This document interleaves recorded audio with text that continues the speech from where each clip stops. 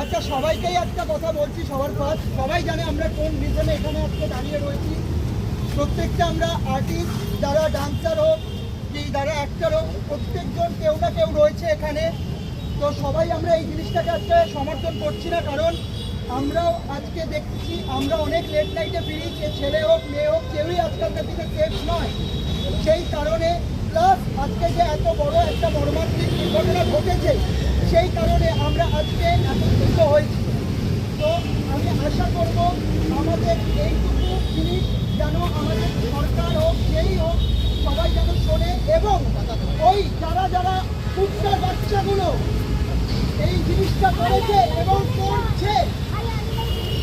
করছে যারা যারা এই রেপিস্ট রাখি, এদের যেন কেটে দেওয়া হয়, তাদের যেন খুব বড় একটা শাস্তি হয়, শাস্তি দেওয়া। চলো।